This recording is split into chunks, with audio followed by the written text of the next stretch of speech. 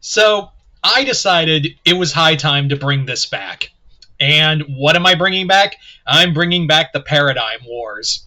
So for those who don't know what the Paradigm Wars are, the Paradigm Wars were basically, it was all started as a gag. Because you see, this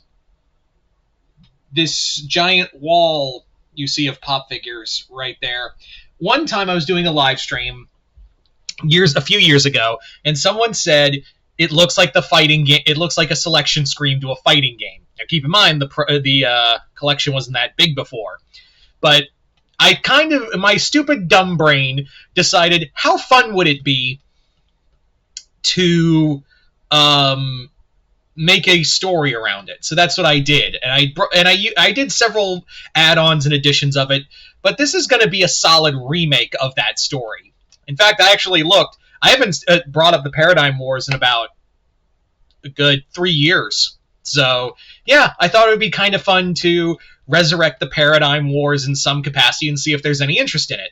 So, the Paradigm Wars was kind of put in the idea of not so much a storyline, but well, there is a story to it, but also like in the form of like a video game. Because like I said, it's very like the idea is like, what if there was like a massive crossover kind of video game, but instead of like something like Super Smash Bros, it's got all the violence of Mortal Kombat to it. Because these are some violent characters. Because there's like horror characters in that pop collection and giant monsters and things like that. So, yeah. Anyway, so let's talk about it. So the story is, there is again, this is a remake, so oldies will remember, OG fans of the channel, OG subs of the channel will remember this one. But yeah, there was a race called the Paradigm, and they're these race of omnipotent beings who are like, we're curious because we're these godlike beings, but we don't understand the concept of good and evil, and we don't know which one we should really follow, because they're like looking through the multiverse and seeing that like, oh, good has triumphs all the time, but then evil does some really interesting shit too. So they basically create an experiment where they pull heroes and villains from across the multiverse and plop them down in like it's kind of like Secret Wars. It is very Secret Wars inspired. And they like pull these beings down and like pull all these heroes and villains together, and even some other, shall we say, obstacles, and we'll get to them in a bit, puts them in this massive like battle world and is like, look, so you guys are going to fight it out, and we're going to study you and see if good or evil is the correct path we should follow. Should we use our powers, to help the multiverse, or should we use it to control it?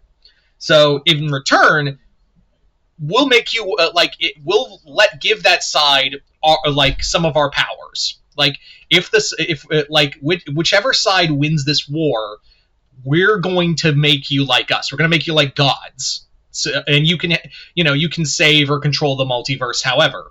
So the hero side is like, no, everyone's collective thought is, I fucking hate the fact that we have to like be like observed like a bunch of zoo animals, like ants in an ant farm. But on the other end of that, a lot of the heroes like, well, we can't let them.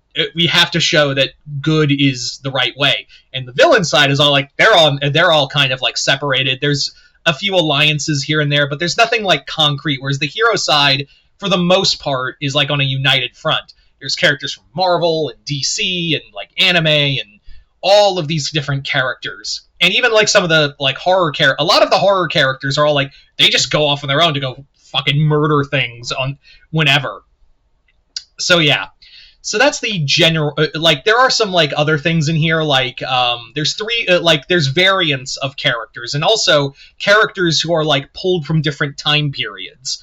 Like for instance, since I have, because they're all part of my Funko Pop collection, so it's only characters from my Funko Pop collection. So in this story idea, so we have like for one, we have two variants of Zuko, one from from season 1 and the one from the end of the show, and it was basically as a thought experiment to be like, well, you were one way before and another way after, like how does that work? So the two Zuko's past and future are like conflicting with each other. There's also multiverse variants of other characters. Like since I have 3 different Draculas, Bela Lugosi, Universal Monster Dracula, um, Bram Stoker's Dracula for the movie, the Gary Oldman movie, and a Castlevania Dracula, and also Abigail.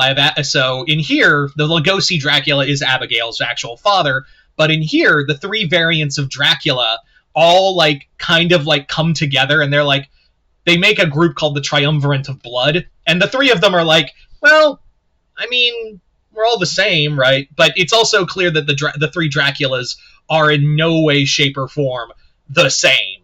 So, so they're always having these conflicting ideals because it's like three Jokers, where the Bela Lugosi Dracula is the aristocrat, Castlevania Dracula is the damned, like he's the suffering and also you have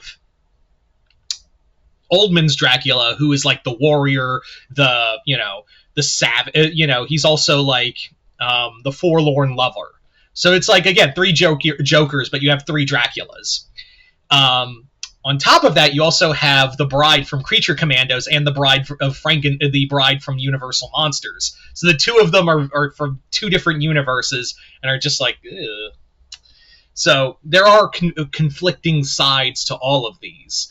And yeah, there's also like I also have a Space Marine Funko Pop, so it's just a random Space Marine. It's just a random Ultramarine who is just like, I don't know why I'm here, but I'm going to kill every Xeno I see. No, like, the Codex Astartes, you're about to know what the Codex Astartes is, assholes.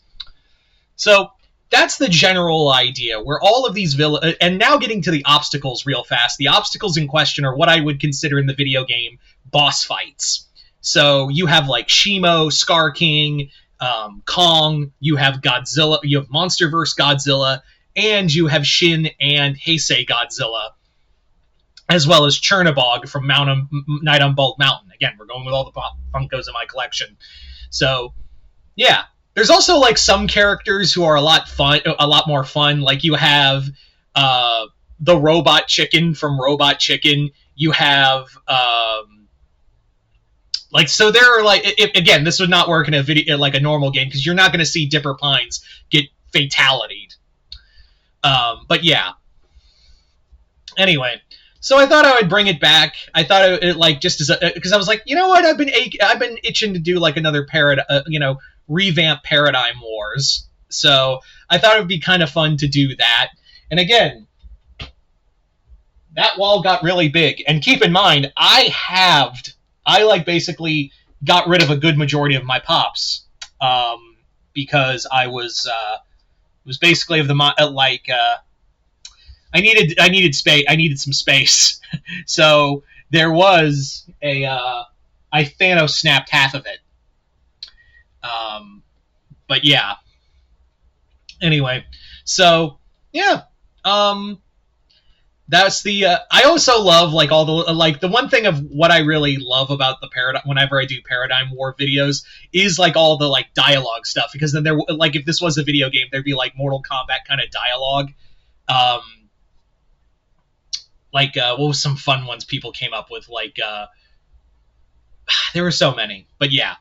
So there you go, guys. That is pretty much Paradigm Wars. If this does well, I might continue this new version of the story. I just wanted to bring out the groundwork of it and just kind of like cast a line and see if there's any interest out there for the Paradigm Wars to come back. But yeah, you guys tell me in the comments below what you guys think. Comment below, let me know. Other than that, hope you all enjoyed this. I'm Mr. Multiverse. I'll see you next time in the Multiverse.